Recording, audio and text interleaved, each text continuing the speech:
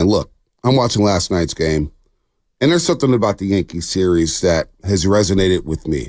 What's that? When you play big-time baseball teams with that type of intensity, you get a bit jaded. And then you start shifting things around in your head saying, boy, you can't play with them. Can you play with them? Now, I know they had beat the Phillies 2 of 3 in the previous series, but overall they're 2-5 against the Philadelphia Phillies. You haven't won against the Dodgers except for that one time to prevent a sweep. All right? Obviously, you got swept by the New York Yankees. So these games against mid-500 teams, like below 500 teams, like the Astros are, and you're watching it, you're like, boy, they're going blow for blow with the Houston Astros. They're going blow for blow. Decimated with injuries. Decimated with injuries. Now 6 games under 500.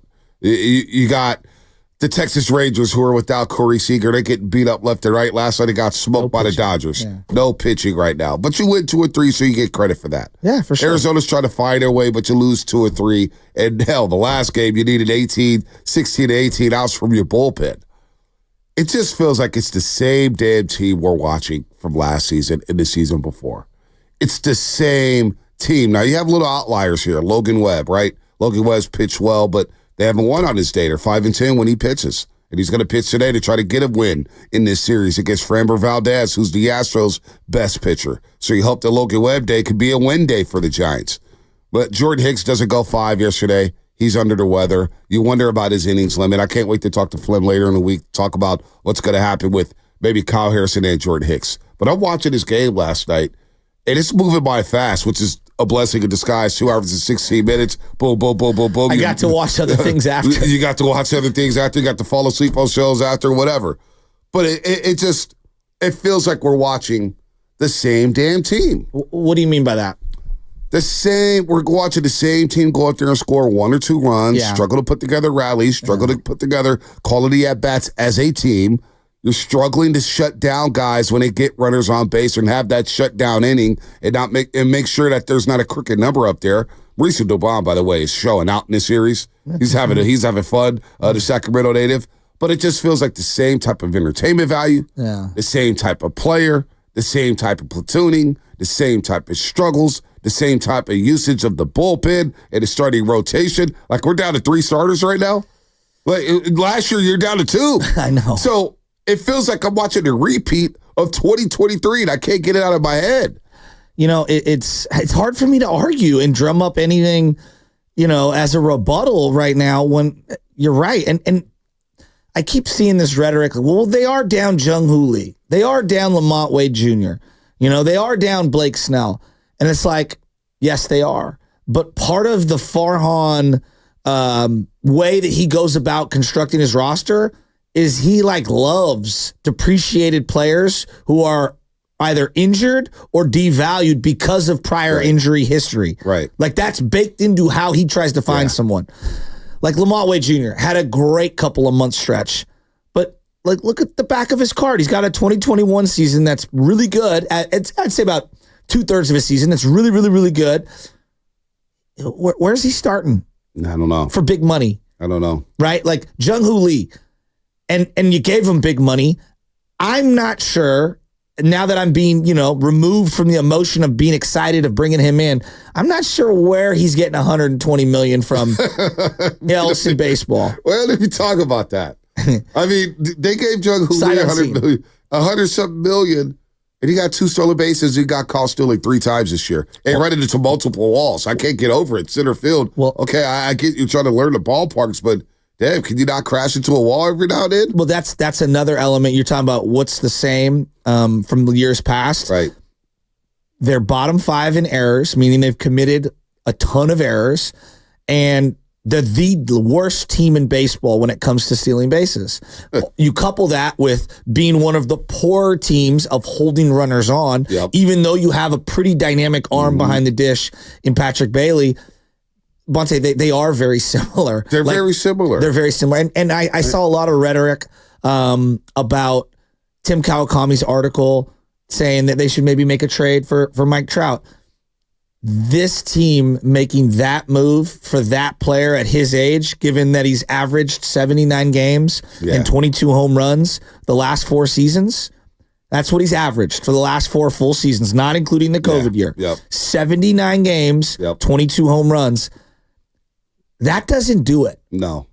That to me feels like the Nets acquiring Kevin Garnett in that big deal at the end of their career. The Brooklyn Nets. Yeah, like that to me is not doing it. What Giants fans want is they want to either swing a deal for a young player in their prime and kind of build the team around that player, or they want to see some of these younger guys go out there. And I know we keep chasing this last wild card spot, and I understand that the GM himself has big stakes at play, but this is probably why he needs to be removed, because I think you're chasing your tail and you're doing it despite your face.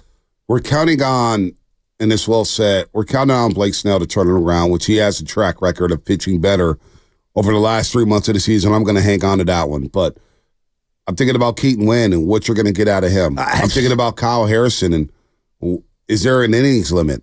Are they going to shut him down at some point? Feels like it. What's going to happen with Jordan Hicks? So now you're going to rely on Logan Webb, and you need him to go at least 6 every start. Yes. It's no ands, ifs, or buts. He has to go at least 6.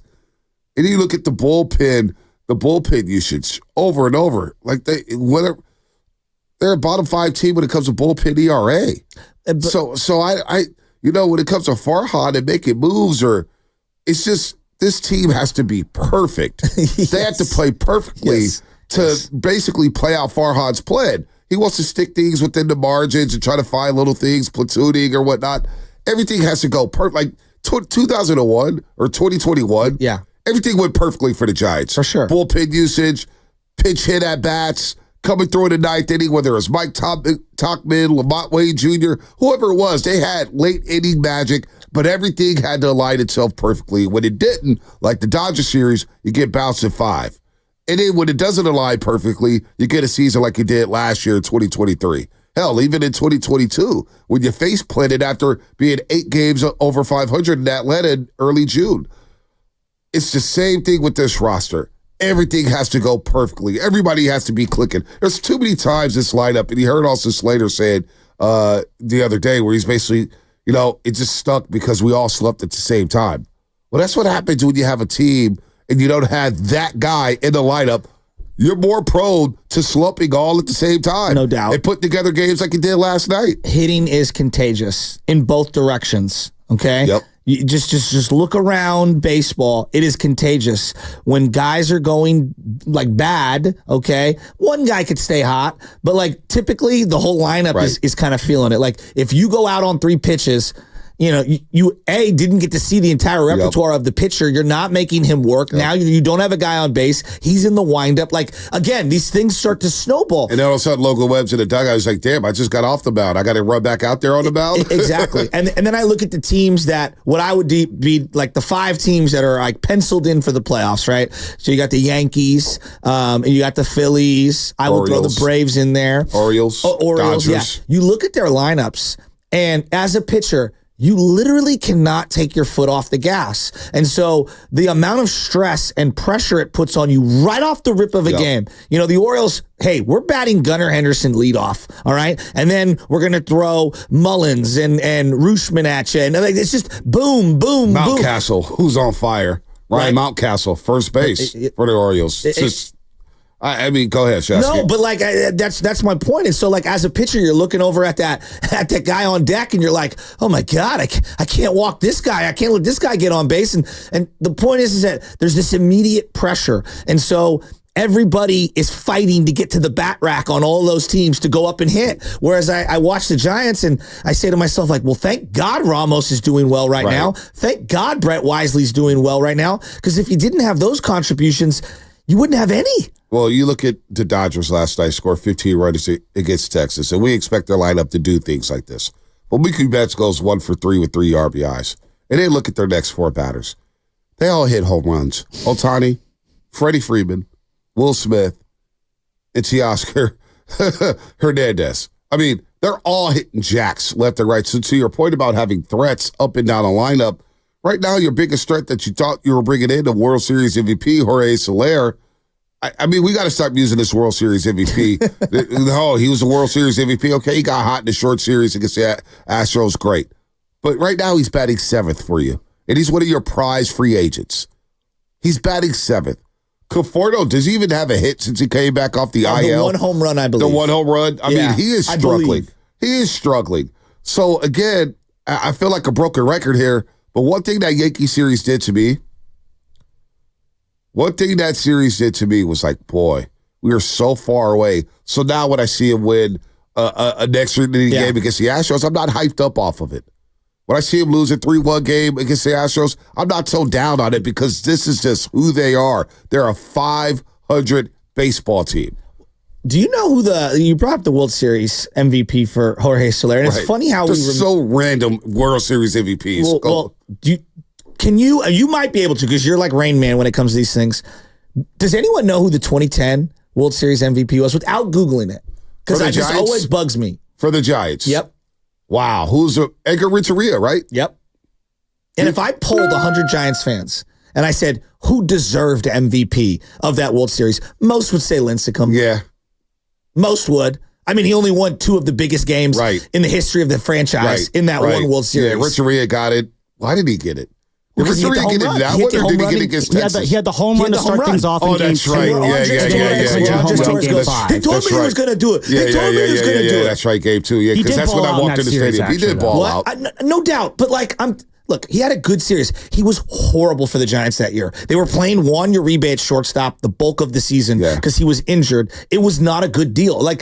I just don't think history is remembering. You know what I mean? Well, it reminds me of Malcolm Smith, Super Bowl MVP for the Seahawks. Niner legend, am I right? 5 years, $25 million.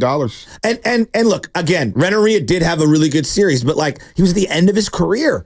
You know, he was at the end of his career and he was kind of done. And the point that I'm getting at is the Soler MVP, go back and watch that thing. Yes, and he had a great individual series, right? So did Cody Ross against the Phillies. Right. Weird stuff does happen in these playoff series. Weird stuff happens. And I'm not trying to and look, I'll admit, I'll raise my hand. Look, I wanted Jorge Soler. We were down. This is the thing. Everyone's like, you're happy. You were happy about the offseason. We were down so bad. That you were happy with anything. Just any movement. Just anything. That being said, I admit I was excited and optimistic for the season. Now that I've seen it play itself out, I'm not going to not watch Giants baseball. Look, it's just, I'm watching last night. Matt Chapman, there's a chopper, okay? It's a tough play. Matt Chapman throws a ball that Wilmer Flores, I don't even know if Brandon Belt or Will Clark, who are better. I thought Wilmer Flores could have made a better play on the ball to help your third.